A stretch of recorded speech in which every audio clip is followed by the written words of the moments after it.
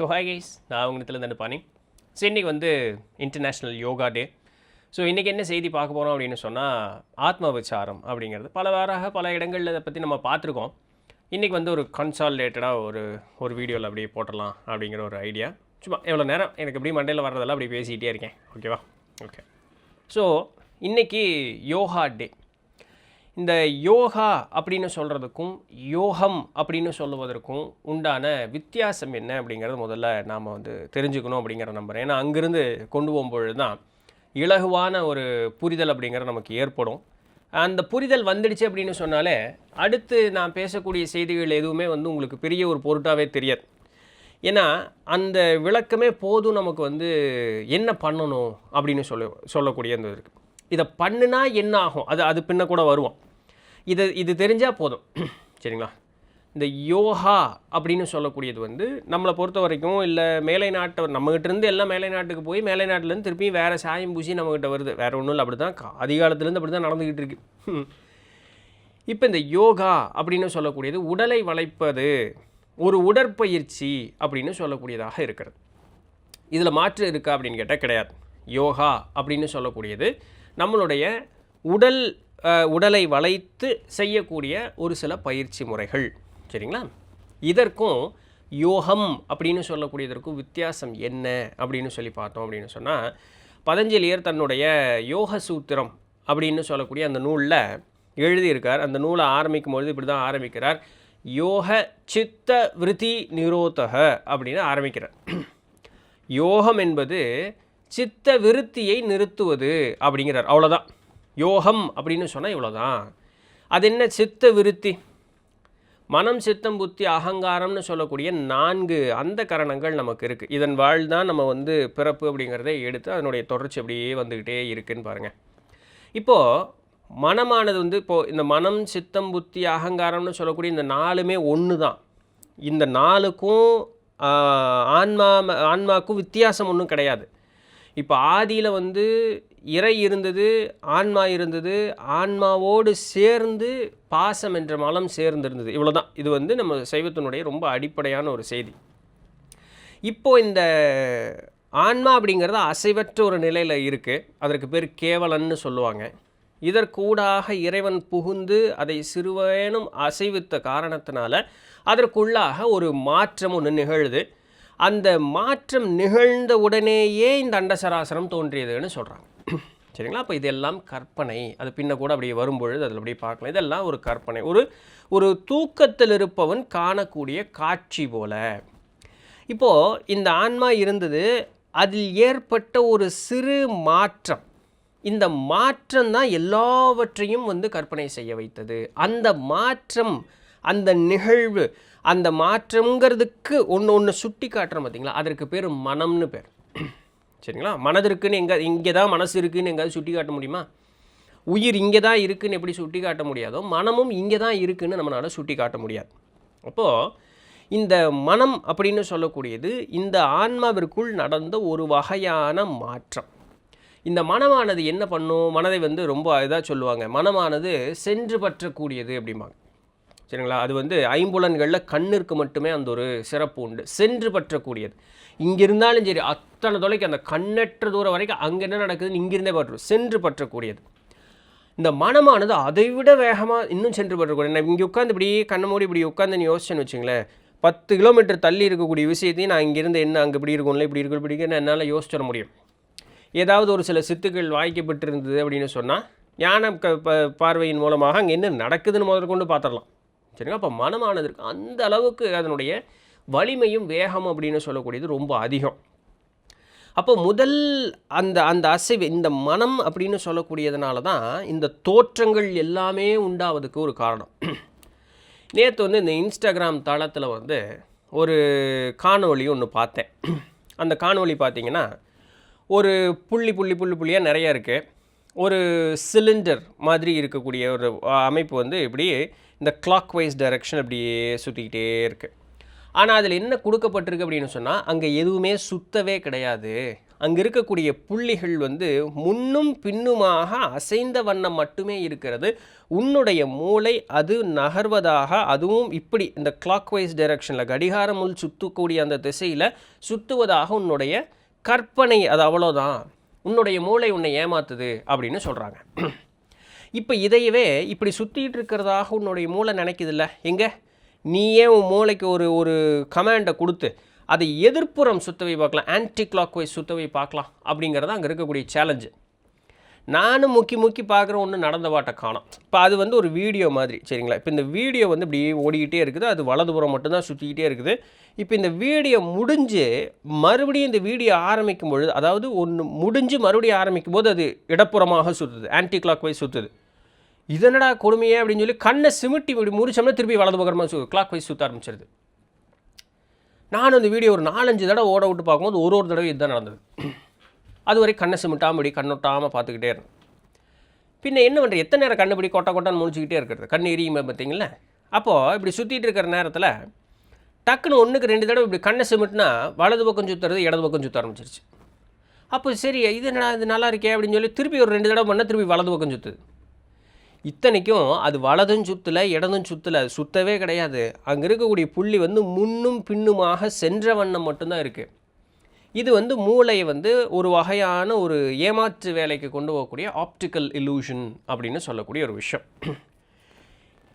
இதுக்கு எதற்காக இதை சொல்ல வந்தேன்னா, இப்போது இந்த வலப்புறமாக சுற்றுது இடப்புறமாக சுற்றுது அப்படின்னு சொல்லி ஒரு நினப்பு வந்ததும், இதை இப்படி சுற்றுது இல்லை மாற்றி சுற்று அப்படின்னு சொல்லக்கூடியதும், இது ஏன் சுற்றுது ஏன் சுற்றலை அப்படின்னு இந்த செயல்கள் எல்லாத்திற்கும் இதுக்கெல்லாம் காரணம் பேர் இருக்குது. ஆனால் இந்த செயல்கள் எல்லாவற்றிற்கும் ஒரு தூண்டுகோலாக இருப்பது, இது இங்கே இருக்குது அப்படிங்கிற ஒரு நினப்பை கொடுத்துருக்கு பார்த்தீங்களா, அந்த ஒரு செயல், அந்த ஆன்மா வந்து ஒரு நிலையாக தன்னுடைய நிலை மாறுது பார்த்தீங்களா, அதற்கு பேர் மனம்னு பேர்.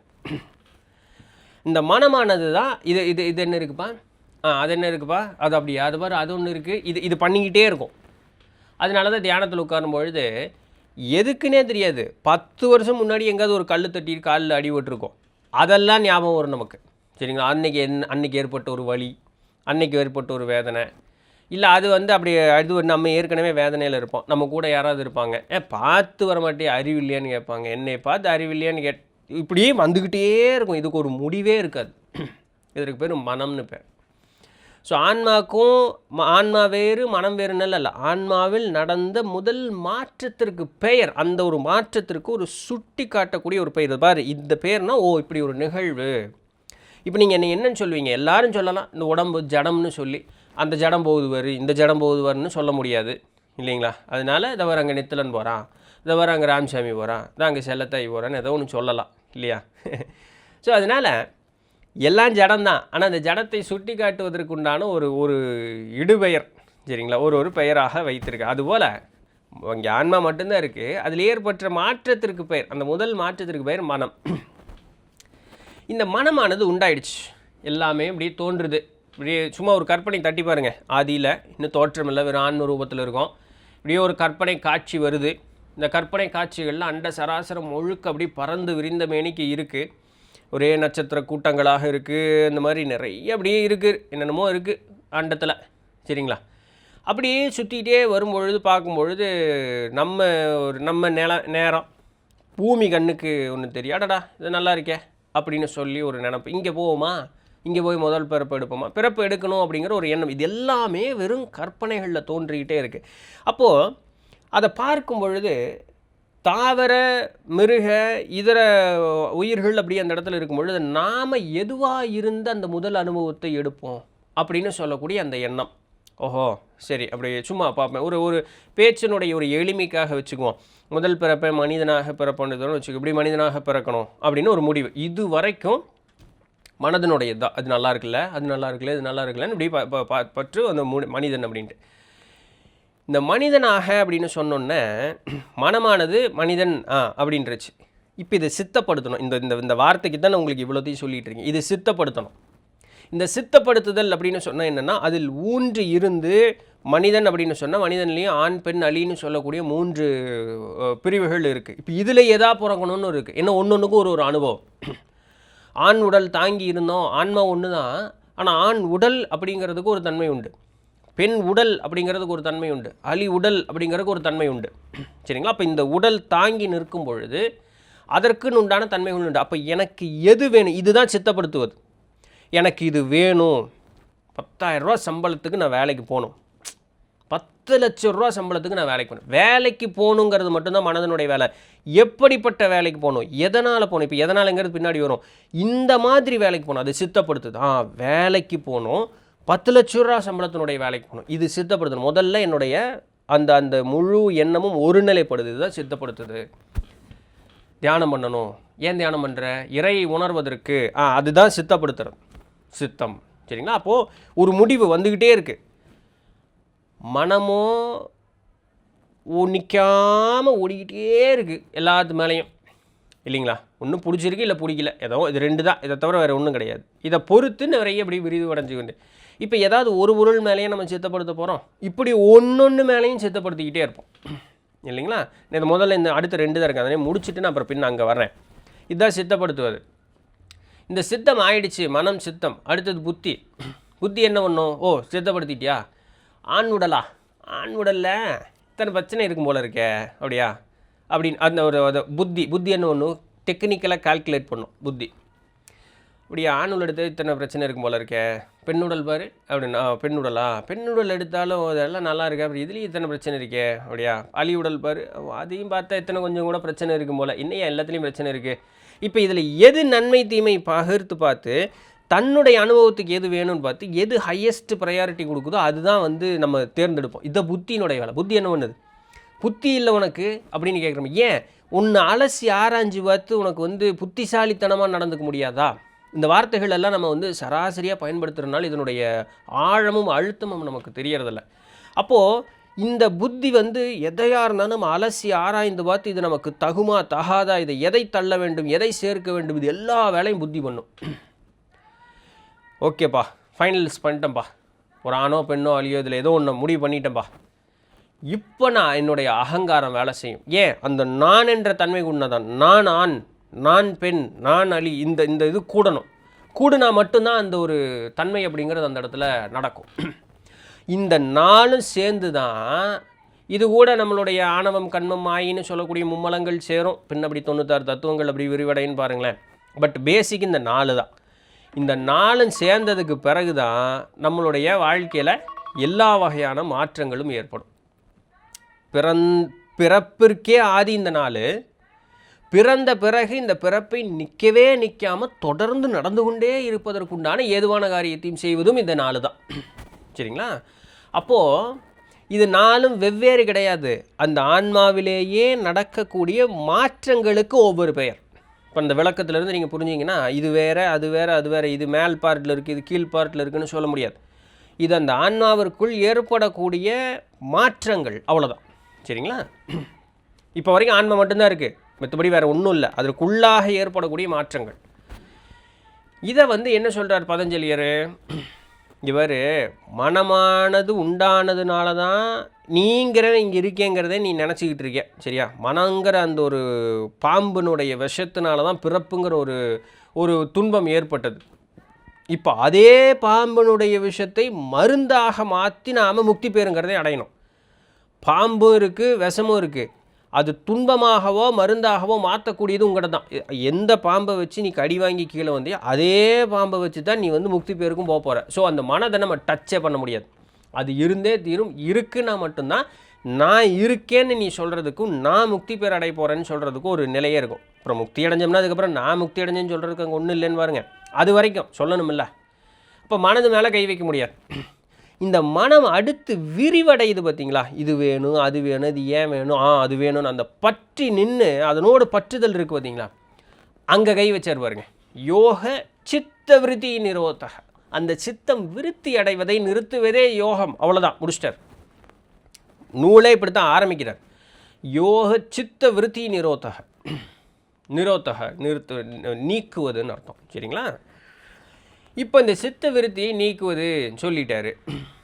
எல்லாம் சரிங்க, இவ்வளோ நேரம் ஒரு பெரிய கதையை ஒன்று சொல்லிகிட்டு இருந்தீங்க, இந்த சித்த விருத்தி அது இதுன்னெலாம் சொன்னீங்க. சரி, ஓகே, எப்படி அடுத்தது அப்படின்னு கேட்டால் அப்புறம் அவர் அந்த நூல் அதுக்கப்புறம் தான் நூல் பெரிய நூல் ஒன்று எழுதுறாருன்னு பாருங்கள்.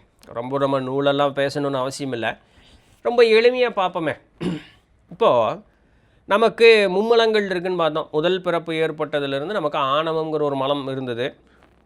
முதல் பிறப்பு எடுத்து இரண்டாம் பிறப்புக்குள் வரும்பொழுது ஆணவத்தோட கண்மம் மாயின்னு சொல்லக்கூடிய இந்த மூன்றும் சேர்ந்துடும். இந்த ஆணவங்கிறது நான் என்ற தன்மை, நான், எனக்கு வேணும், என்னுடையது, நான் தான் செஞ்சேன், இந்த எதாக இருந்தாலும் தன்னை ஒரு தனிப்பொருளாக கருதி இறைவன் வேறு நான் வேறு என்று சொல்லக்கூடிய அந்த ஒரு தன்மை, அது பார்த்தீங்களா, இறைவன் வேறு நான் வேறுன்னு சொல்லக்கூடிய அந்த ஒரு தன்மை, அதுதான் ஆணவங்கிறது. அது நம்ம கூடவே இருக்கக்கூடியது. இது முதல் பிறப்பு எடுக்கும்போது ஆணவங்கிற மலத்தோடு தான் வரும். அந்த பிறப்பு எடுத்தோடனே இந்த பார்க்கக்கூடியது எல்லாமே வந்து ரொம்ப அழகாக இருக்கும். ஏன்னா அனுபவம் வேணும்னு தானே வந்தது. இதெல்லாம் மாயின்னு நினச்சிருந்தா பிரச்சனை இல்லை. ஆனால் மாயின்னு அது நினைக்க விடாததே மாயை தான். அப்போ இன்னும் ஒன்று பார்க்குறதெல்லாம் அழகாக இருக்கும். அது வேணும், இது வேணும், இது வேணும், இது வேணும்னு ஓடிக்கிட்டே இருப்போம்.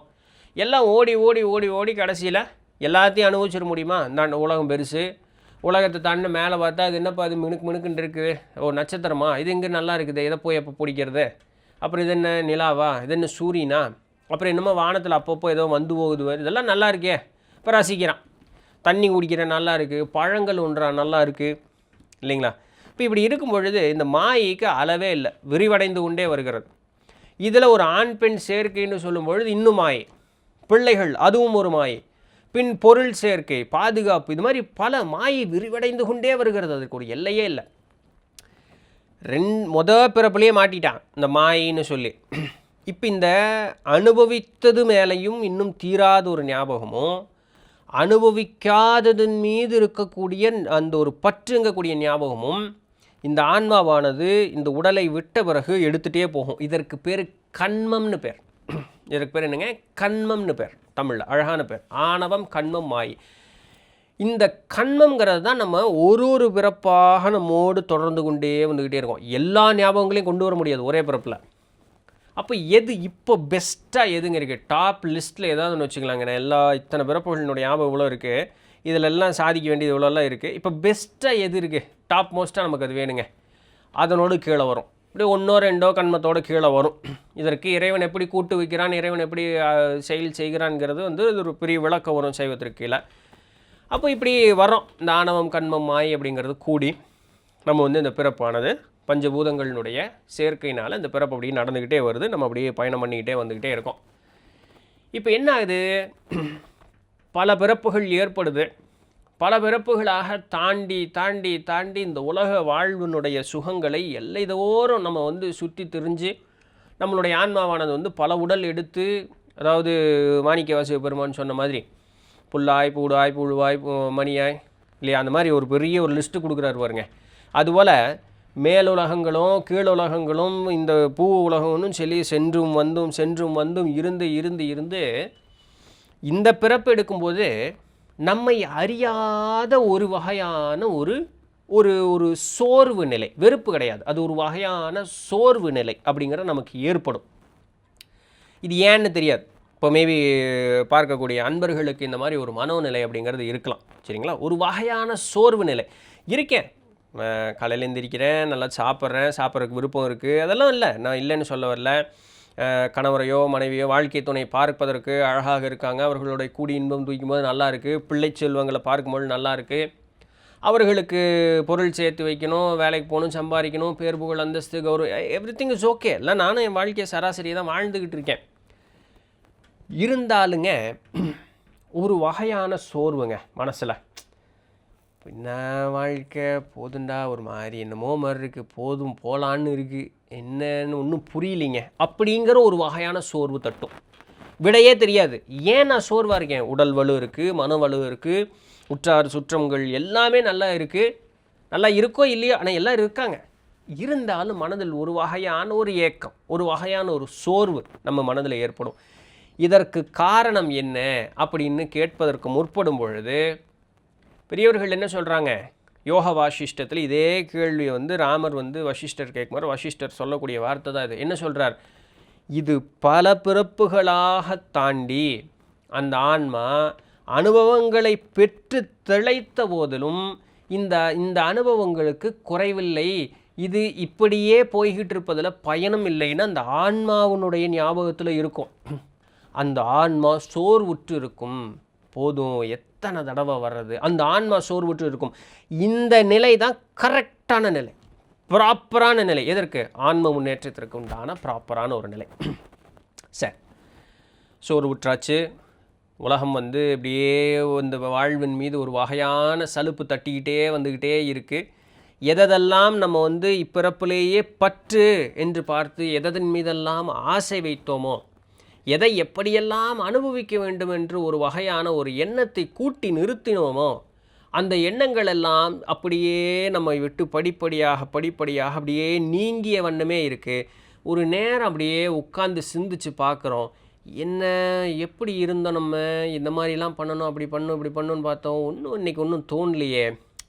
அப்போது இந்த மனோநிலை ஒரு வகையான ஏதாவது ஒரு இடத்துல டச் ஆகிருக்கும். சரிங்களா? யாரோ ஒரு ஞானியர் பேசுகிறத கேட்டிருப்போம், ஒரு நூல் படித்திருப்போம், ஒரு திருக்கோவிலுக்கு சென்றிருப்போம், ஏதாவது ஒரு தீபத்தை பார்க்கும் பொழுது டக்குன்னு ஒரு ஸ்பார்க் அடிக்கும். ஒரு ஓவியத்தை பார்ப்போம், இல்லை ஏதாவது ஒரு கற்சிற்பத்தை பார்ப்போம்.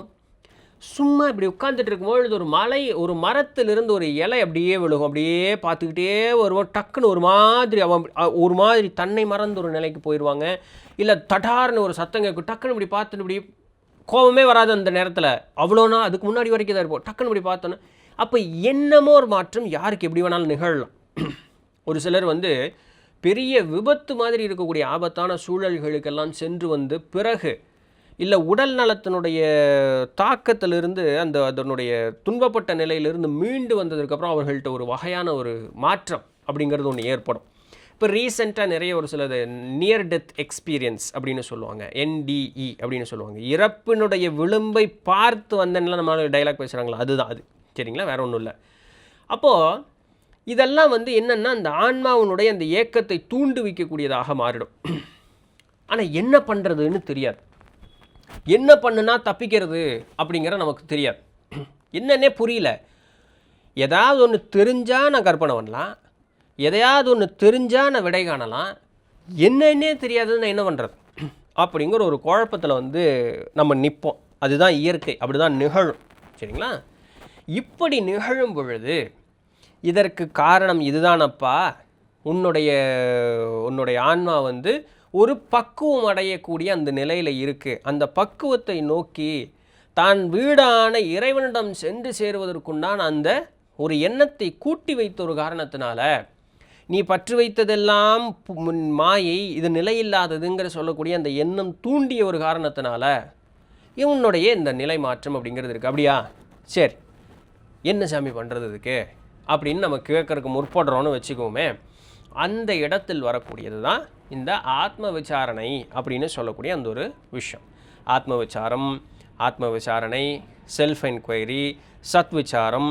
அதுக்கப்புறம் வேதாத்ரி மகரிஷிகளே சொன்ன அந்த பேரை டக்குன்னு மறந்துட்டேன். ஐயா மதன் ஐயா கூட அந்த பாட்காஸ்ட்டில் இருக்கும் பொழுது சொன்னார், அகத்தாய்வு. கரெக்ட், அகத்தாய்வு. ஸோ இந்த மாதிரி எல்லா பெயர்கள் ஒரு வண்ணமாக இருந்தாலும் பொருள் ஒன்று தான். என்ன? உள் சென்று பார். சரிங்களா? உனக்குள்ளே போய் பாரு. என்னத்தை இங்கே போய் பார்க்குறது? உள்ளே இங்கே இருதயம் இருக்குது, இங்கே விழா எலும்பு இருக்குது, இதை ஏங்க உள்ளே போய் பார்க்குறது? ஸ்கேன் பண்ணால் தெரிஞ்சிட போகுது இல்லையா? என்னத்தை போய் உள்ளே போய் பார்க்குறதுன்னு கேட்குறக்கு போட்டோம். அது இல்லை, உள்ளே போய் பாருங்கிறதுக்கு உண்டான பொருள் இல்லையா? பெரியவங்களுக்கு தெரிஞ்சிருக்கு, நான் விளையாட்டுக்காக சொன்னேன். அப்போ உள் கடந்து செல், கடை உள் இல்லைங்களா? உள் கடை. என்னத்தை இங்கே போய் கடந்து பார்க்குற? அப்போ நீ யாருன்னு முதல்ல யோசி. அப்படி நான் யோசிச்சேன்னா என்ன கிடைக்கும்? என்ன யோசிக்கணும்? இப்போது நீ இந்த உலக வாழ்வின் மீது பெருவாரியான பற்று அப்படிங்கிறது ஒன்று கொண்டு இருந்த இல்லையா? இத்தனை காலம் உன்னுடைய காலமானது அப்படி கழிந்த வண்ணமே இருக்குது. அழகுடைய மங்கையரை பார்க்கும் பொழுது மனமானது ஒரு வகையான சோர்வுறுகிறது. அவர்களை பார்க்கும் பொழுது மனம் என்ன நிலை கொள்ளாத ஒரு ஒரு இன்பத்தின் மீது நமக்கு லயிக்கிறது. ஒரு பொருள் அதை பார்க்கும் பொழுது, சரிங்களா? செல்வம், பல வகையான செல்வம் இருக்குது. உடல் வலுவாக இருக்கிறது ஒரு வகையான செல்வம் தான் இல்லைங்களா? நல்ல வாழ்க்கை துணையான அமைவது ஒரு செல்வம் தான். பிள்ளை செல்வங்கிறது ஒரு செல்வம் தான். பேர் புகழ் அந்தஸ்துங்கிறது செல்வம் தான். காசு பணங்கிறது செல்வம் தான். அப்போது இதுபோல் செல்வங்களை பார்க்கும் பொழுது நமக்கு ஒரு வகையான ஒரு ஒரு ஒரு மனோ மாற்றம், நல்ல ஒரு அப்படி கம்பீரமாக இருக்கக்கூடிய இதெல்லாமே இருக்குது. இத்தனை காலம் இப்படி இருந்தது, இன்னைக்கு இல்லாமல் போச்சு, அதன் மீது ஒரு அப்படியே விலகி நிற்கக்கூடிய ஒரு மனோநிலை வருதுன்னு சொல்கிறீங்க. ஏன்? இது யார் இந்த மாற்றத்தை ஏற்படுத்தியது? இந்த மாற்றத்தை யார் ஏற்படுத்தியது அப்படின்னு ஒரு கேள்வியை கேளு அப்படின்னு சொல்கிறாங்க. சரிங்களா? சரி, இல்லைங்க, நீங்கள் சொல்கிற மாதிரி எனக்கு இந்த மாதிரி சோர்வெல்லாம் ஏற்படலையே, அப்போ நான் இன்னும் இதுக்கு தகுதி உடையவன் இல்லையா, இப்போ என்னால் அதை பண்ண முடியாதா, இந்த மாதிரி கேள்வியெல்லாம் கேட்க முடியாதா அப்படின்னு நீங்கள் கேட்டிங்கன்னா அப்படியெல்லாம் கிடையாது. இந்த கேள்வியை எல்லாருமே கேட்கணும்னு சொல்கிறாங்க. நான் முதல்ல சொன்ன படிநிலை இயற்கையாகவே அந்த ஒரு நிலை வாய்க்க பெற்றவர்களுக்கு. ஆனால் அந்த நிலை இப்போ எனக்கு வாய்க்கலைனாலும் இப்போ ஏற்படுத்திக்க முடியாது, தாராளமாக முடியும். அவர்களுக்கும் அதே அஜெண்டா ஒன்று தான். சரிங்களா? யார் முயன்று அதற்கு உண்டான பயிற்சி செய்கிறார்களோ அவர்களுக்கு விடை அப்படிங்கிறது கிடைக்கும். என்ன பண்ண போகிறோம்? எல்லாத்து மேலேயும் ஆசை வைக்கிறோம். கிடைச்சா நல்லா இருக்குது, கிடைக்கலன்னா வருத்தமாக இருக்குது, கிடைச்சிருச்சு அப்படின்னு சொன்னால் இழந்துருவோமோன்னு பயம். அதனால் அதை நோக்கி பாதுகாப்பிற்காக ஓட வேண்டியதாக இருக்குது. எது இன்பம்னு சொல்கிறோமோ, கிடைத்தால் இன்பம்னு சொல்கிறோமோ, கிடைச்சதுக்கப்புறமும் துன்பமாகவே இருக்கே, இன்பமாக கிடைக்க மாட்டேங்குது. ஏன்? தொலைஞ்சு போயிருமோ, காணாமல் போயிருமோ, இல்லாமல் போயிருமோன்னு ஒரு வகையான பயம். இல்லை இருந்ததை இழந்துட்டோம் அப்படின்னு சொன்னால் இழந்துட்டமேன்னு ஒரு வகையான வருத்தம்.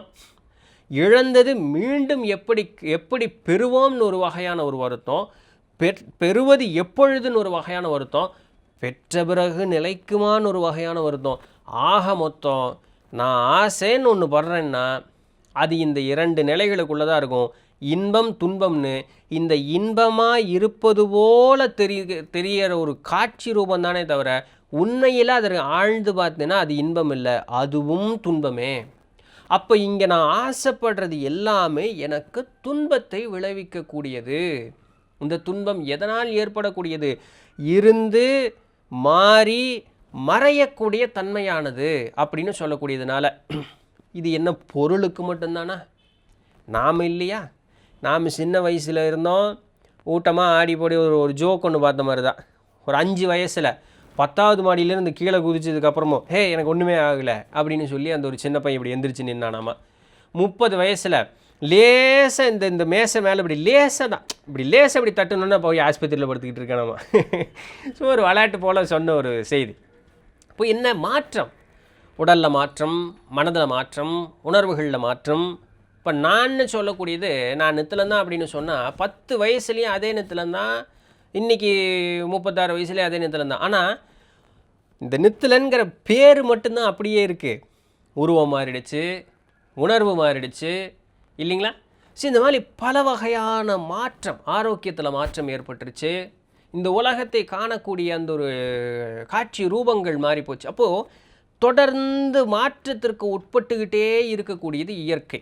மாற்றங்களே மாறாத ஒரு உண்மை இல்லைங்களா? அதுபோல் இந்த மாற்றத்திற்குள் உட்பட்டு இருக்கக்கூடியது மேலே நான் பற்று வைக்கிறேன் அப்படின்னு சொன்னால் இந்த பற்று அப்படின்னு சொல்லக்கூடியது நமக்கு துன்பத்தை மட்டுமே விளைவிக்கக்கூடியது. சரி, இப்போ நான் என்ன பண்ணணும்? பற்று வைக்காத, அவ்வளோதான், வேற என்ன? பற்று வைக்காத. ஏன் ஜாமி பற்றே இல்லைன்னு சொன்னால் அப்புறம் என்ன வாழ்க்கை? அதைத்தான் நானும் சொல்கிறேன். வாழ்க்கைங்கிறதே ஒன்றும் இல்லை.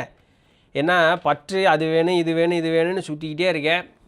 நல்ல ஒரு குடும்பம் வேணும், குழந்தை குட்டி வேணும், காசு பணம் வேணும், பேர் புகழ் அந்தஸ்து வேணும். அவன் ஏதாவது நம்மளை சொல்லிடக்கூடாது, அவமானம் அப்படின்னு சொல்லக்கூடிய ஒரு எண்ணம் இருக்குது. அதுக்காக தற்காப்பு உணர்வுகள் அப்படிங்கிறது நிறைய வேணும். ஆபத்து வந்ததுன்னா அதை என்னை தற்காத்து கொள்ளுறதுக்கு ஒரு நிலை வேணும். இது எல்லாமே அது உண்மை, அது வேணும்னு நம்மளுடைய எண்ணம், இந்த மனமானது அங்கே பற்றி அதற்கு ஒரு சித்தத்தை கொடுத்து அதற்கு ஒரு புத்தியும் அகங்காரத்தையும் கொடுத்து கொண்டே இருக்கக்கூடிய நாள் வரைக்கும் தான் அது உண்மை. ஒரு பெரிய பணக்காரன் இருக்கான்னு வச்சுக்கோங்க, சரிங்களா? நான் ஒரு நிஜ வாழ்வில் நடந்த ஒரு எடுத்துக்காட்டே சொல்கிறேன். யார் என்னன்னு சொல்லி சுட்டி காட்ட முடியாது, நிகழ்வை மட்டும் சொல்கிறேன், சரிங்களா? நான் சொல்லக்கூடிய ஒரு நிகழ்வுகள் ஒரு ஏறத்தாழ ஒரு 45 வருடங்களுக்கு முன்னதாக, 40-45 வருஷத்துக்கு முன்னதாக, இல்லை ஒரு 50 வருஷத்துக்கு முன்னதாகன்னே, சரிங்களா? நம்மளுடைய அப்பாக்கள் சின்ன வயசாக இருக்கக்கூடிய ஒரு காலம்னு வச்சுக்கோங்க. 50-55 வருஷம் முன்னாடி நிஜத்தில் நடந்த ஒரு நிகழ்வு. சொன்னவர் சொல்ல நான் கேட்ட ஒரு செய்தின்னு வச்சுக்குவோம். அப்போது என்ன இதுன்னா, ஒரு பெரிய பணக்காரங்க, சரிங்களா? ஒரு பெரிய பணக்காரங்க அவங்க வந்து இந்த இது வியாபாரம் ஒரு உணவு வியாபாரம் பண்ணிக்கிட்டு இருக்காங்க. இந்த அரிசி சரிங்களா, அதெல்லாம் அப்படி கீழே இந்த மூட்டைகளில் எடுக்கும் பொழுது கீழே சிந்தும் பாருங்க. அது சிந்தும் பொழுது அதை வந்து அந்த சிந்தின அரிசியை கொடுங்க அப்படின்னு வந்து, இத்தனைக்கு யாரும் இல்லை, சொந்தக்காரங்களே அந்த சிந்தின அரிசி கொடுங்க வீட்டில் ஏழ்மை அப்படின்னு கேட்கும் பொழுது அந்த பணக்காரங்களாக இருந்தவங்க அது கூட கிடையாதுன்னு விரட்டி விட்டாங்க. நடந்திருக்கு இப்படி ஒரு நிகழ்வு சரிங்களா. இப்போ இந்த காலம் மாறுது. இந்த ஏழ்மை நிலையில் இருக்கக்கூடியவர்கள் நல்ல ஒரு உயர்ந்த ஒரு நிலைக்கு வர்றாங்க. இந்த பணக்காரர்களாக இருந்தவர்கள் வந்து காலத்தினுடைய மாற்றம் பாருங்களேன், அந்த ஒரு ஏழ்மை நிலைக்கு அவங்க வர்றாங்க.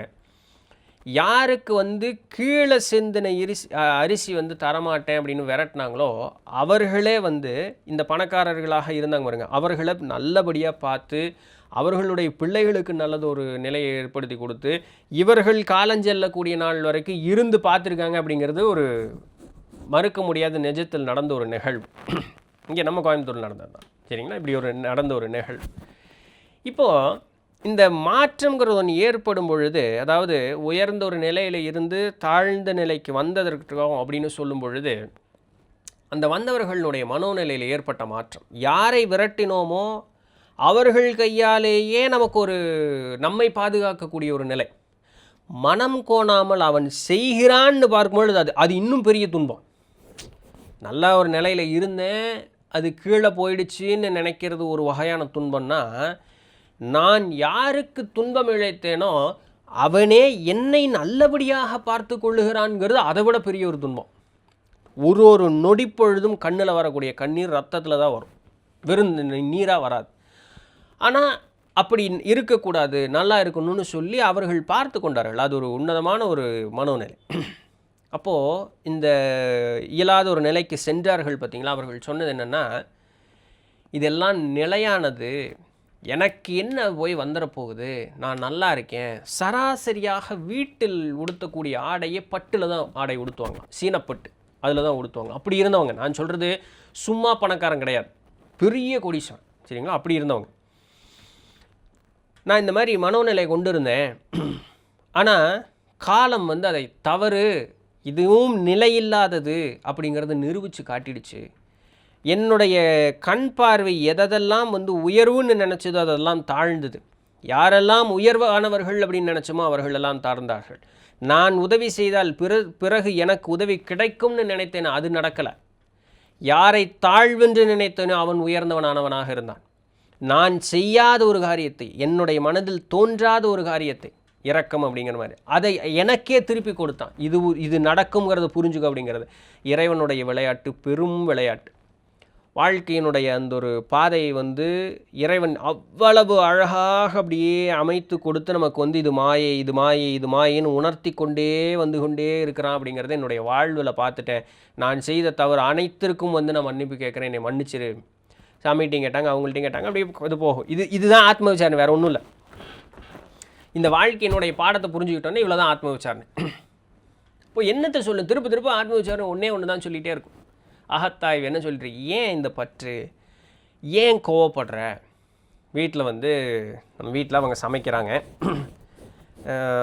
சமைக்கும் பொழுது ஒரு உப்பு காரம் கம்மியாக போச்சுன்னு வச்சுக்குவோமே சரிங்களா. என்ன இப்படி சும்மா சமைச்சிக்கிட்டே இருக்க, ஒரு தினமும் சமைக்கிறது கூட தெரியாதா அப்படின்னு கடிஞ்சுக்கிறோம் சரிங்களா. இப்போது அந்த நேரத்தில் அந்த கடிந்து கொள்வதற்கு முன்னதாகவோ இல்லை பின்னமோ நம்ம ஒரு சிந்தனைக்குள்ளே போகணும். இந்த உப்பு காரம் இல்லைங்கிறது வந்து நாக்குக்கு எவ்வளோ உணர்த்தி கேட்குது இல்லைங்களா. அப்படி யோசிக்கணும். இந்த நாக்குக்கு எவ்வளோ உணர்த்தி கேட்குது. ஒரு இத்தனூண்டு தான் துளி உப்பு, அம்மா அந்த உப்பு கொஞ்சம் போடு சாமி அப்படின்னா வேலை முடிஞ்சுது. இது கொஞ்சம் உப்பு கம்மியாக இருக்குதுமா, அப்படி கொஞ்சம் போடு, வேலை முடிஞ்சுது. ஒன்றுமே இல்லாதது. காரம் இன்னைக்கு கொஞ்சம் கம்மியாக இருக்குது. அவங்க ஏதோ ஒரு காரணத்துக்காக வச்சுருக்கோம், அவங்களுக்கு உடம்பு முடியாமல் இருக்கும். அந்த என்ன எல்லோரும் ஒட்டுக்காக சாப்பிட்றோம், கொஞ்சம் காரம் கம்மியாக இருக்குது, ஆமாம் இந்த மாதிரி கொஞ்சம் சரி உப்பு கொஞ்சம் கம்மியாக இருக்குது, அப்படியே போட்டால் வேலை முடிஞ்சுது. இல்லை நாமளே எந்திரிச்சு போய் போட்டு வந்தோம்னா வேலை முடிஞ்சுது. அப்போ இங்கே என்ன நடக்குதுன்னா, அந்த நாவில் அந்த ருசிக்கு அடிமையாயிட்டோன்னு அர்த்தம். எவ்வளவு கீழே சின்ன ஒரு விஷயம் நம்மளை பிடிச்சி நிறுத்திட்டு பாருங்க, அந்த நாவென்ற ருசிக்கு நாம் அடிமை. அதனால தான் பசிக்கு தான் சாப்பிட்ணும், ருசிக்கு சாப்பிடக்கூடாதும்பாங்க. சரிங்களா? அப்போது அந்த சின்ன ஒரு விஷயத்தில் இதுவும் ஆத்ம விசாரணை தான். அப்போ என்ன ஆகும்? அந்த நாவென்ற ருசிக்கு நாம் அடிமை. இந்த அடிமைத்தனம் இருக்கக்கூடிய நாள் வரைக்கும் இந்த ஆன்மா விடுதலை அடையவே அடையாது. இந்த உடல் விட்டால் இன்னொரு உடல் அது எடுத்தே தீரும். சட்டை போல சைவத்தில் ரொம்ப அழகாக சொல்லுவாங்க, கிழிந்த சட்டையை எப்படி ஒருவன் தூக்கி எறிகிறானோ அதுபோல இந்த ஆன்மா உடல் என்ற சட்டையை உதிர்த்து விட்டு, அந்த வார்த்தை பயன்படுத்துவாங்க, உதிர்த்து விட்டு மாற்று ஒரு புது சட்டையை ஒரு ஒரு ஒரு உடலை எடுத்துக்கொண்டு அது தேர்ந்தெடுத்துக்கொண்டு அடுத்த நிலையை பார்த்துட்டு அது போயிட்டே இருக்கும் அப்படிங்கிறாங்க. அதனால தான் உடலையே சட்டைன்னு தான் சொல்லுவாங்க சைவத்தில். அப்போது இந்த ஒரு சிறு பற்றும் நம்மை திருப்பி அழைத்து வந்துடும். ஒரு ஞானி பழுத்த கிழம், சரிங்களா, இப்போவா அப்போவான்னு இருக்கக்கூடிய ஒரு நிலையில் இருக்கக்கூடிய அவர் ஒரு நல்ல ஒரு ஞானி, சரிங்களா. அவர் திடீர்னு காசி மாநகருக்கு செல்ல வேண்டும்னு ஒரு எண்ணம், சரிங்களா. இப்போ இந்த எண்ணத்தினால அவர்கள் அப்படியே பல்லக்கில் சீடர்கள் அவரை தூக்கி போகிறாங்க. வந்தாச்சா அப்படின்னு கேட்குறாரு. ஒரு ஊர் பேர் சொல்கிறாங்க. வந்தாச்சாங்கிறாரு. கொஞ்சம் நேரம் கழிச்சு ஒரு ஊர் பேர் சொல்கிறாங்க. இப்படியே போய்கிட்டே இருக்கு. அப்போது அந்த ஒரு நிலையில் வந்தாச்சாங்கிறது, சுவாமி இந்த மாதிரி இன்னொரு ஒரு நாழிகைக்குள்ளே நம்ம அங்கே போயிடுவோம் அப்படின்ட்டு. அப்படியா? இப்போ எங்கே இருக்கோம்?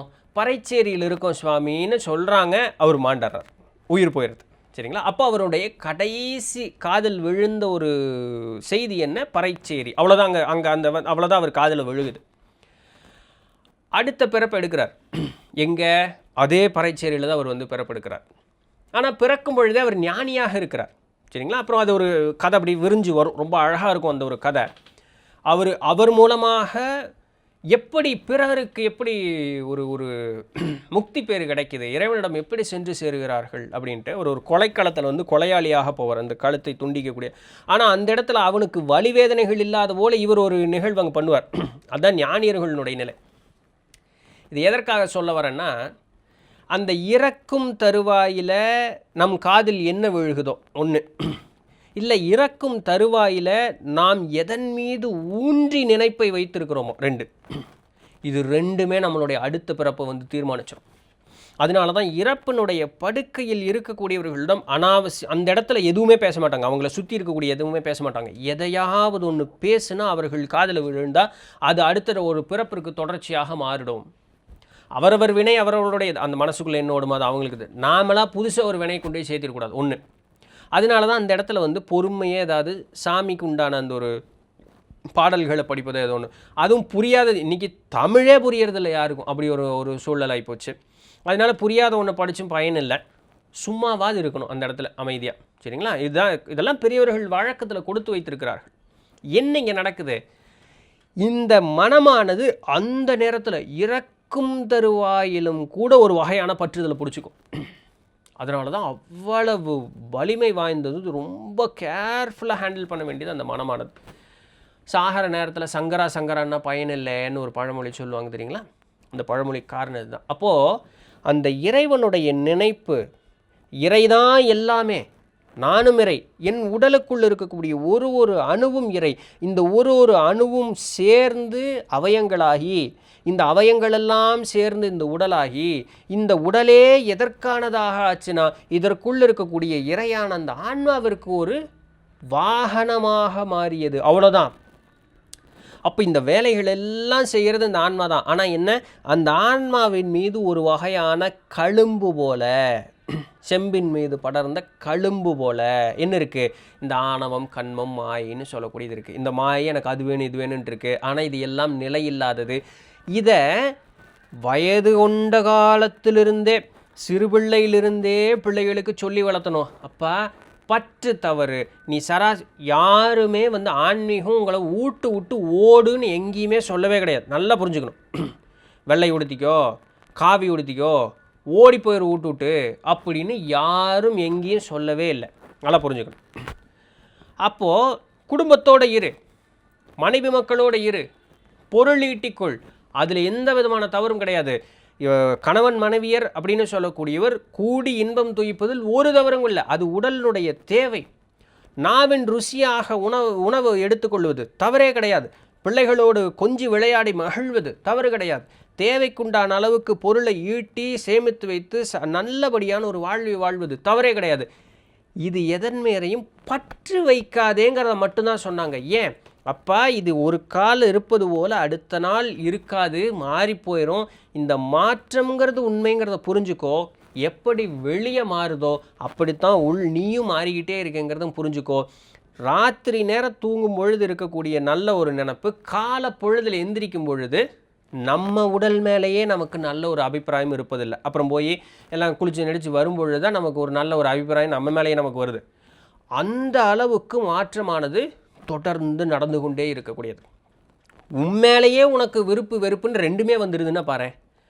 அதனால் இது நிலையில்லாதது. இது சிறு சிறு விஷயங்கள்ல இருந்து உன்னை பழக்கப்படுத்திட்டே வா.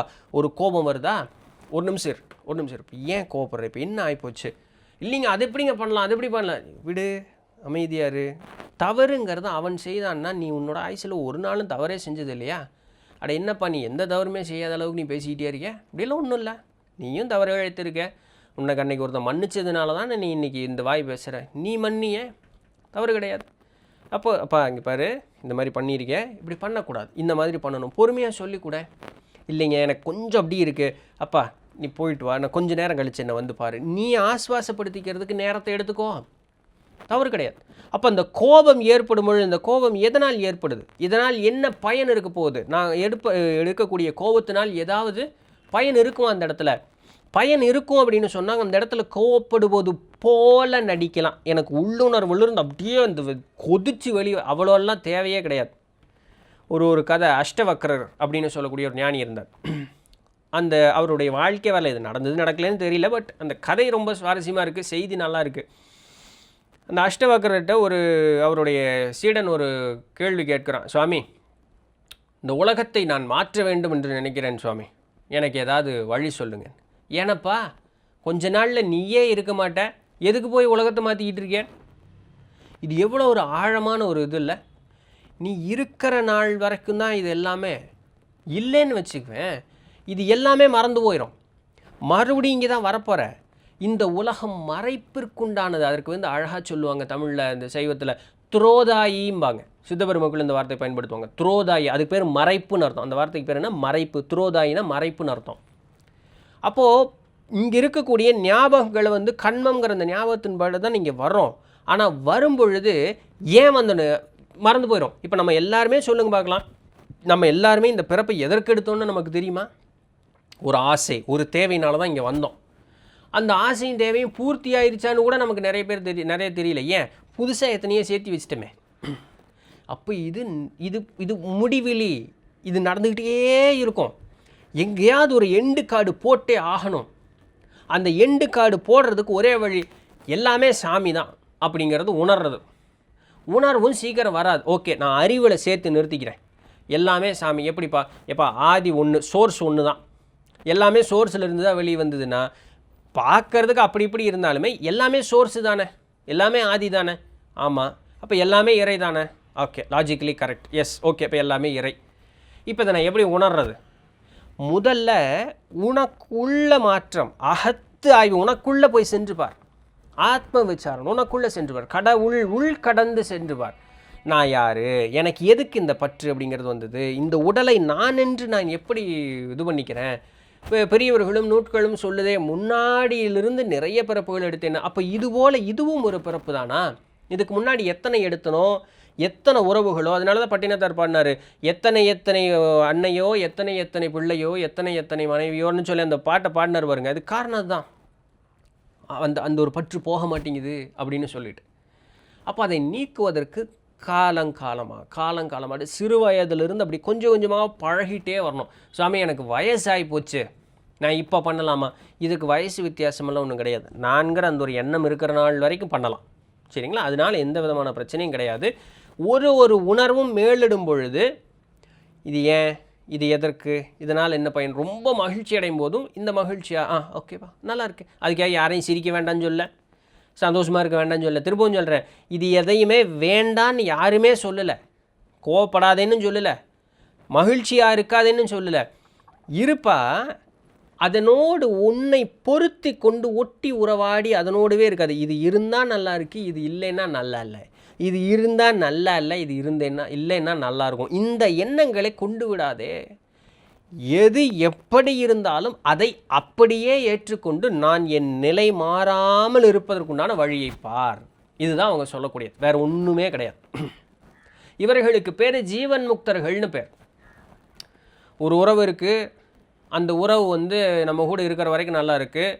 உறவு இல்லை, காலம் சென்றார்கள், அப்போ நம்ம வருத்தப்படுவோமான்னா, இந்த மனோநிலையை பக்குவமாக பயிற்சி செய்து இந்த ஒரு நிலையை வளர்த்தி கொண்டவர்களுடைய மனோநிலை எப்படி இருக்குன்னா, இருந்த பொழுதும் அவர்கள் ஒரே நிலையில் இருப்பாங்க, இல்லாத பொழுதும் ஒரே நிலையில் இருப்பாங்க. இது வந்து உள்ளுர அவர்களுக்கு ஏற்படக்கூடிய ஒரு மாற்றம். இவர்கள் ஜடம் கிடையாது, உணர்வு அற்றவர்கள் கிடையாது. உணர்வை உணர்ந்த காரணத்தினால் அந்த உணர்வே அவர்களுக்கு மேலிடாது. இவர்கள் போல நானும் ஒரு காலத்தில் இல்லை. இங்கே மறைந்தது உடல் மட்டுமே. உடலை நீ என்று நினையாதே, உடல் வேறு, நான் என்று அந்த ஆன்மா வேறு அப்படின்னு சொல்லக்கூடியதை அறிவில் புகுத்தி முதல்ல அதை வாழ்நாள் முழுக்க நித்தம் ஒரு ஒரு நிகழ்வுகள்லையும் அதை வந்து உணர்ந்து உணர்ந்து உணர்ந்து அதை விசாரம் செய்து செய்து செய்து அவர்கள் என்ன பண்ணுகிறார்கள், தன்னை அந்த இடத்திலிருந்து விலக்கி கொள்கிறார்கள். உடல் வேறு நான் வேறுங்கிற அந்த தன்மைக்கு அவங்க கொண்டு வந்து நிறுத்திடுவாங்க. இது நாள்பட நாள்பட நாள்பட ஒரு வகையான மாற்றத்தை நமக்குள்ளே ஏற்படுத்தி எந்த சூழல் வந்தாலும் நம்ம அப்படியே அசைவுற அப்படியே இருப்போம். திருப்பவும் சொல்கிறேன், இது ஜடம் கிடையாது. உணர்வுகளை உணர்ந்த காரணத்தினால சரி ஓகே அப்படின்ட்டு இருப்போம். அவ்வளோ பாட்டுக்கு நம்ம பாட்டுக்கு இருப்போம். ஒரு கட்டத்துக்கு மேலே அந்த சரி ஓகே கூட வராது. இதுதான் ஆத்ம விசாரணை அப்படின்னு சொல்லக்கூடியதற்குண்டான ஒரு மாபெரும் ஒரு நிலை. இந்த நிலையை எல்லா ஞானியர்களும் சொல்லியிருக்காங்க, எல்லா சமயங்களும் சொல்லியிருக்கு, எல்லா சாஸ்திரங்களும் சொல்லியிருக்கு, எல்லா புராணங்களும் சொல்லியிருக்கு. இதை சொல்லிட்டு தான் அதுக்கு அடுத்து இருக்கக்கூடிய எல்லா விதமான பயிற்சிக்கும் போவாங்க. நம்ம அப்படியே பயிற்சிக்கு போய் உட்காந்துறோம். முதல்ல இந்த ஒரு அமைதித்தன்மை முதல்ல நமக்குள்ளே வளரணும். என்னை நான் நிலையானவனாக மாற்றிக்கொள்வதற்கு அப்படிங்கக்கூடிய அந்த ஒரு முனைப்பு முதல்ல எங்கிட்ட ஏற்படணும். ஏற்பட்டுருச்சு அப்படின்னு சொன்னால் எனக்கு எந்த பிரச்சனையுமே கிடையாது, எனக்கு எந்த பிரச்சனையும் கிடையாது, நான் அப்படியே நிலையாக இருப்பேன்.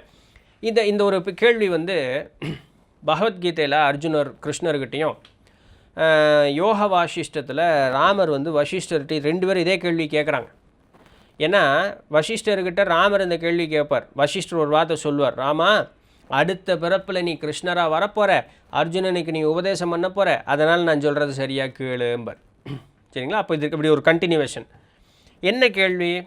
ஏங்க சும்மா முயற்சிக்கு நான் இருந்தேன்னாவாது ஏதாவது பொண்டாட்டி உள்ள காசு பணம் இந்த உலக வாழ்வினுடைய சுகம்னு சொல்லி நான் பாட்டுக்கு அப்படி இருந்திருக்கலாம். நீங்கள் என்னமோ ஆத்ம விசாரம் பண்ணு, எதனோடையும் பொருத்திக்காத, விலகி நின்று பாரு, உடலே நீ இல்லைன்னு சொல்கிறீங்க, இதற்கு வந்து தியானம் வேறு பண்ணு, நல்ல நிறைய ஒரு டோசேஜ் வேறு அதிகமாக கொடுக்குறீங்க.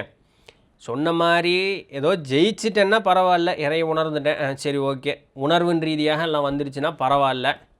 அப்படி எதுவுமே வராமல் சேர்த்துக்கு இது போயிட்டேன்னா ஆற்றுல ஒரு கால் சேத்துல ஒரு கால் மாதிரி ஆகி போயிருமில்ல. அதுக்கு நான் பேசாமல் தெரிஞ்ச ஒரு விஷயத்தை நான் செஞ்சுட்டு போயிடுவேன்ல. இங்கே இப்போ எனக்கு இப்போ சுகம் கிடைக்குதே, அதை நான் அனுபவிச்சுட்டு போயிடுவேனே. இது என்ன சாமி ஒரு அர்த்தமில்லாத ஒரு இதாக இருக்குது, குழப்பமாக இருக்குது அப்படின்னு கேட்கும்போது அவங்க சொல்லுவாங்க, நல்லா அழகான ஒரு இது. உண்மை நீ சொல்கிறது தப்பு ஒன்றும் கிடையாது. உண்மை, உன்னை யாரும் நெஞ்சு சேட்டை பிடிச்சிட்டு போய் வலுக்கட்டாயமாக கொண்டு வந்து இந்த பண்ணுன்னு உட்கார வைக்கல. இது ஒரு வழி, இந்த வழிக்கு காரணம் இதுதான், இதை பண்ணுனா இது நடக்கும் அப்படிங்கிறது சொல்கிறது மட்டும்தான் என்னுடைய வேலை. ஃபஸ்ட்டு விஷயம் இது சொல்கிறது தான் என்னுடைய வேலை. இது ஏற்றுக்கொள்ளலாமா வேண்டாமாங்கிற முடிவு உன்னுடையது.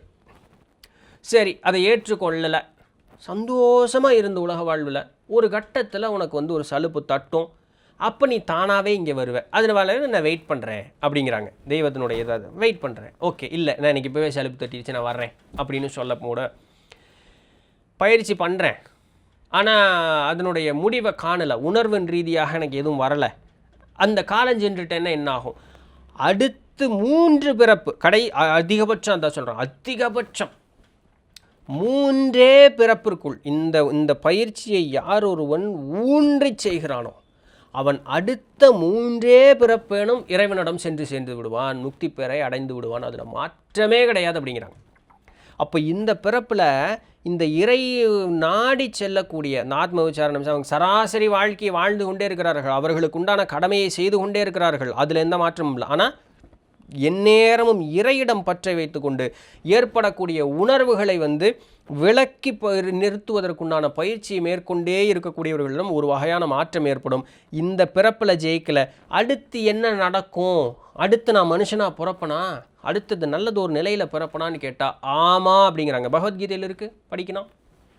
அவர் என்ன சொல்கிறார், அடுத்த பிறப்பு ஒரு நல்லதொரு குடும்பத்தில் நீ பிறப்பாய். ஃபஸ்ட்டு சுவாமி அதுலேயும் தப்பிச்சு சிக்கலைன்னா அடுத்த பிறப்பு உன்னுடைய தாய் தந்தையரே முதிர்ந்த நிலையில் இருக்கக்கூடியவர்களாக இருப்பார்கள், அவர்களுக்கு நீ மகவாக பிறப்பாய். சாமி அதுலேயும் மிஸ் ஆகிடுச்சு அப்படின்னு சொன்னால் அடுத்த பிறப்பு நீ வரும்பொழுதே ஞானி தான்டா, உனக்கு அந்த 3வது பிறப்பு வரும்போதே நீ ஞானி தான், உனக்கு அப்படியே அந்த திருவருளே குருவருளாக உனக்கு டொயிங் அப்படின்னு ஒரு ஞாபகப்படுத்தி கொடுத்துட்டு அது வாட்டுக்கு போயிடும், நீ அவ்வளோதான் கிளம்பிட்டே இருக்க வேண்டியதுதான் முக்தி அப்படிங்கிறாங்க. அப்போ இது நடக்கணும்னா இன்றைக்கி நான் ஆரம்பிக்கணும் இந்த பயிற்சியை. எந்த வயசு, எந்த காலம், எந்த நேரமெல்லாம் இதுக்கெல்லாம் கிடையவே கிடையாது. கால நேரங்கிறது உண்மையில் கிடையாது, அதுவே ஒரு மாயை தான். சரிங்களா? அப்போ இப்பொழுதிருந்தே நான் நான் எதுக்கு இது நிலை இல்லாதது. அப்போது இது நிலைப்படணும்னா இதை நிலை நிறுத்துவதற்கு ஒரு சக்தி எனக்கு ஒரு தேவை. அந்த சக்திக்கு பல உருவங்கள் நம்மளுடைய கலாச்சாரம் கொடுத்து வைத்திருக்கு, இந்த உலக கலாச்சாரம் கொடுத்து வைத்திருக்கு. அப்படி அந்த சக்திக்கு ஒரு உருவம், உங்களுக்கு பிடிச்ச மாதிரி ஒரு உருவத்தை நீங்கள் கும்பிட்டுக்குங்க. சரிங்களா? நான் அதனால தான் என்னன்னு கூட அது சொல்ல, உங்களுக்கு ஒரு உருவம் பிடிச்சிருக்கும், அந்த தெய்வ சக்திங்கிறதுக்கு ஒரு உருவம் இருக்குது, உங்களுக்கு எந்த உருவம் பிடிச்சிருக்கோ அந்த உருவத்தை ஒரு உருவத்துக்கிட்ட போகணுன்னு அவசியம் கிடையாது. சரிங்களா? அதுதான் இந்த உலக வாழ்வினு மேலே இருக்கக்கூடிய ஒரு மாயை செய்யக்கூடிய வேலை. அப்படி பண்ணணும்னு அவசியம் இல்லை, ஒன்று மேலே நிறுத்தினா போதும், எல்லாமே சக்தி தான், எல்லாமே நல்லது ஒரு நிலையில் இருக்கக்கூடியது தான். அதனால் அந்த ஒரு உருவம் நமக்கு வழிகாட்டும். இது எதுக்குன்னா அந்த ஒன் பாயிண்டட்னஸ் ஃபோக்கஸ்க்காக, ஒரு மனோநிலை பதிவதற்காக சொல்லக்கூடிய அந்த ஒரு இதுதான், மற்றபடி வேறு ஒன்றும் கிடையாது. சரிங்களா? அப்போது இந்த பக்தி அர்ப்பணிப்பு முதல் விஷயம், பக்தி இருந்தே ஆகணும், அர்ப்பணிப்பு இருந்தே ஆகணும். இது இருக்கும் பொழுது மனம் ஒரு வகையான இலகுவான சூழலுக்கு நம்மளை கொண்டு போய் நிறுத்தும், அன்பு தானாக கூடும். இது உங்களுடைய ஆத்ம விசாரணை எளிமைப்படுத்தி கொடுத்துரும். இதற்கு வலு சேர்க்கக்கூடியது தியானம்னு சொல்லக்கூடிய அந்த ஒரு நிலை. அப்போ இது எல்லாம் ஒரு கம்ப்ளீட் பேக்கேஜ் மாதிரி இதே ஆர்டரில், நான் சொன்ன ஆர்டர்லேயே அப்படியே பண்ணிகிட்டே வந்தீங்க அப்படின்னு சொன்னால் இந்த பிறப்பிலேயே மாபெரும் ஒரு மாற்றம் அப்படிங்கிறது நமக்குள்ளே எழும். அகத்தீசனார் தன்னுடைய அந்த நூல் பேரை மறந்துட்டேனே, அகத்தீசனாரனுடைய சரி பரவாயில்ல, அந்த ஒரு நூல் அகத்தீசனாரனுடைய ஒரு நூல், அந்த நூலில் அகத்தீசனார்னு சொல்கிறேன், அப்பா உனக்கு ஒரு காரியத்தை விடணும்னு மனசில் நினச்சிருக்கிறியா, விட்டுறலாம்ப்பா, நீ ஒன்றும் மெனக்கெடெல்லாம் செய்யாத, சரியா, உன்னை வலுக்கட்டாயப்படுத்திக்காத, ஒன்றும் பண்ணாத, நீ செய்கிற காரியத்தை செஞ்சுக்கிட்டே இரு, ஆனால் இந்த காரியத்தை உடனும் அப்படின்னு சொல்லக்கூடிய அந்த ஒரு மனோநிலை மட்டும் ஊன்றி மனசில் நிறுத்திக்கும், அது போதும், அது ஒன்றை மட்டும் பண்ணு, இது உற்றோணும், இது சரிப்பட்டில்ல, இது சத்தியத்திற்கோ இல்லை இறையிடம் செல்லுவதற்கோ ஒரு துன்பமாக இருக்கிறது, இதை நான் விடணும் அப்படின்னு சொல்லக்கூடிய மனசில் ஊன்றி நிறுத்திக்கும். ஆனால் நீ சராசரி வாழ்ந்துக்கிட்டே இரு. காலம் செல்ல செல்ல செல்ல ஒரு கட்டத்தில் நீ நின்று திரும்பி பார்ப்ப, அட இந்த ஒரு காரியத்தை நான் பண்ணிகிட்டு இருந்தேனே, எங்கே பண்ணவே இல்லை, அட எல்லாம் விட்டுட்டுனே அப்படிங்கிற ஒரு மாற்றம் உங்கள்கிட்ட வரும். உன்னை அறியாமலேயே நீ அதிலிருந்து விலகி விடுவாய். உன்னை வலுக்கட்டாயப்படுத்தணும்னு எந்த காலத்திலும் எந்த அவசியமே கிடையாதுங்கிறாங்க. இதை விட ஒரு ஆசான் நமக்கு என்னங்க சொல்லி தந்துட முடியும்? இல்லை, இதை விட எளிமையாக வேறு என்ன தான் இருக்குதுன்னு எனக்கு புரியல. இப்படித்தான் ஆத்ம விசாரணை. நாளைக்கே நான் இறையான சோதிக்குள் கலந்துடணும்னு நினைக்கணும்னு அவசியம் கிடையாது. நமக்கு அந்த அளவுக்கு தெம்பு திராணி இருக்குது, மனம் ஒருநிலைப்படுதுன்னா நான் அதுக்கு முயற்சியே தேவையில்லை, நாமளே கரைஞ்சிருவோன்னு பாருங்கள், இல்லையா? இவர் திருஞான சம்பந்தர் திருமணத்திற்கு அந்த ஊரில் இருக்கிற எத்தனையோ பேர் இருந்தாங்க, அத்தனையோ பேர்த்துக்கு அழைப்பு விடுத்திருப்பாங்க, ஒரு பெரியவங்க அந்த ஊரில், அதனால அழைப்பு விடுத்துருங்க. அத்தனை பேருமா அந்த இடத்துக்கு போனாங்க? ஒரு சொற்பமான அளவில் தானே போனாங்க. போனவர்களுக்கு எல்லாத்துக்குமே முக்தியை திருஞான சம்பந்தர் கதை தெரியுமா உங்களுக்கு? சாமிகிட்ட வேணும்னு ஒரு ஒளி இது, அந்த திருமணத்தில் இருக்கக்கூடிய எல்லாத்தையும் கூப்பிட்டு போயிடுவார்.